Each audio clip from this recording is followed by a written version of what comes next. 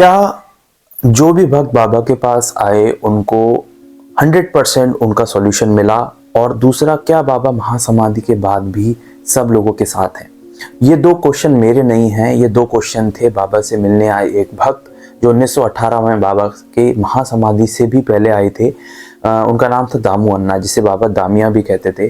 तो जो दामू अन्ना थे वो बाबा से मिलने आए शिरडी, और उनके मन में, वो सब लोग भक्त बाबा के दर्शन कर रहे थे और वो बैठे हुए थे, तो उनके मन में एक क्वेश्चन तो ये आया कि इतने सारे भक्त बाबा को घेरे रहते हैं, इतनी भीड़ आती है, इतनी क्राउड आती है और इतने सारे भक्त दूर दूर से आते हैं, तो क्या इन सबको बाबा का जो आशीर्वाद मिलता है और इनको जो है आगे कोई प्रॉब्लम नहीं आती, इनको पूरा पूरा फल मिल जाता है? ये मन में उनके आया, ये उनके मन में आया। और जब उनकी बारी आई बाबा के दर्शन करने के लिए और बाबा के पास वो जब बैठे थे, तो बाबा ने, जब ये बाबा से कुछ पूछते उससे पहले ही बाबा ने इनसे कह दिया। और बाबा ने क्या कहा वो आप सुनिएगा। बाबा ने इनसे कहा कि एक आम के पेड़ पे कितने सारे आम लगते हैं, अब वो जितनी भी कैरियां होती हैं वो क्या सब आम में बदल जाती हैं? उनमें से बहुत हद तक नीचे गिर जाती हैं। अगर सभी कैरियां आम में बदल जाएं तो क्या ये एक तरीके से अनोखी बात नहीं होगी? और क्या ये प्रकृति के नियमों के विरुद्ध नहीं होगा? ये सोचकर वो हैरान हो गए। अब यहां से बाबा का मतलब क्या था? देखिए, यहां से बाबा का मेरे अनुसार दो मतलब निकलते हैं। बाबा समझाना चाह रहे थे कि अगर आप बाबा के पास आ रहे हैं, उनका आशीर्वाद ले रहे हैं, तो उनका कहना तो सच साबित होगा 100%, लेकिन साथ ही में मायने रखेगा आपके कर्म। आपके कर्म कितने अच्छे हैं, आप लोगों के लिए अच्छा करते हैं या नहीं करते, आप धोखाधड़ी करते हैं, आप चोरी चकारी करते हैं, या फिर आप गलत आदतों से जुड़े हुए हैं, गलत चीज़ें करते हैं, आप कहीं किसी गैंग से तो नहीं जुड़े हुए। मतलब कहने का मतलब यह है कि अगर आपके जो कर्म है, आपने किसी का बुरा कभी किया नहीं और आपके कर्म अगर सही चल रहे हैं और अगर आपकी विश्वास पूरा बाबा में है, तो आपको कोई भी नहीं रोक सकता इस दुनिया में।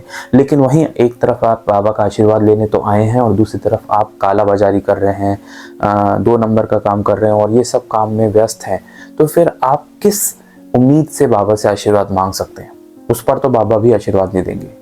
और जो दूसरा मतलब यहाँ निकलता है मेरे अकॉर्डिंग, जब बाबा ने कहा कि सब आम गिर जाते हैं, मतलब ये कि बहुत सारे लोग जो होते हैं वो फेथ और जो है पेशेंस, जिसे बाबा कहते थे श्रद्धा और सबूरी, अगर किसी के पास श्रद्धा है लेकिन सबूरी नहीं है, वो बाबा के पास आया जरूर है लेकिन वो बाबा के यहाँ से जाके कहीं और चला जाता है और सोचता है कि यहाँ मेरा काम बन जाए, फिर वो किसी और के पास चला जाता है। गुरु सब एक हैं, संत सब एक हैं, लेकिन वो व्यक्ति का चरित्र दिखाता है, वो व्यक्ति की समझ दिखाता है जब वो बार बार अलग अलग गुरु के पास जाकर अपनी एक ही इच्छा, अब वो इच्छा मतलब मटेरियलिस्टिक हो सकती है, चाहे पैसा हो, बंगला हो, गाड़ी हो, तो वो चेंज करता जाता है अपनी इच्छा की बुनियाद पर। तो कहने का अर्थ ये है कि अगर वो अपनी इच्छा को सर्वप्रिय रखता है और वो ये चाहता है कि जल्दी से उसका काम हो जाए, तो श्रद्धा और सबरी तो वहां से चली ही गई। तो कहने का मतलब ये है कि कुछ आम जो होते हैं वो पकते हैं और वहीं टिकते हैं पेड़ पर, और कुछ जो है दूर हो जाते हैं। तो बाबा की इस बात से दो मतलब निकलते हैं। वहीं जो दूसरा प्रश्न था दामू अन्ना के दिमाग में, वो ये था कि बाबा 1918 में महासमाधि ले लेंगे या आगे जाके बाबा महासमाधि ले लेंगे, तो क्या उसके बाद भी बाबा हमारे साथ रहेंगे, हमारे काम करेंगे? तो उस पर भी बाबा ने उनके पूछने से पहले ही ये जवाब दे दिया कि तुम मुझे जब याद करोगे, जहाँ याद करोगे, जिस समय याद करोगे, उस समय मैं तुम्हारे साथ खड़ा हूँगा, और चाहे वो कोई भी जगह हो, कोई भी समय हो, कोई भी दिन हो, तुम मुझे अपने साथ ही पाओगे। और यही बात फिर 1936 में, मतलब 1918 के बाद, महासमाधि के बाद 1936 में इस बात को एग्री करते हुए खुद दामू अन्ना कहते हैं कि हाँ, मुझे बाबा के साथ होने का आज भी एहसास होता है, और वो हर वक्त, हर घड़ी, हर समय, हर जगह अपने भक्त पर निगाहें रख रहे हैं। तो हर व्यक्ति का अपना अपना पर्सनल एक्सपीरियंस होता है, और जो जो आपके मन में डाउट्स रहते हैं वो बाबा पहले से ही क्लियर कर देते हैं। उम्मीद है आपको ये कहानी जानकर अच्छा लगा होगा, और ऐसी ढेर सारी रियल हिस्ट्री, असली कहानियाँ इस चैनल पर अपलोडेड हैं, जिन्हें जाकर आप सुन सकते हैं, देख सकते हैं, और कुछ ना कुछ तो आपको सीखने को जरूर मिलेगा।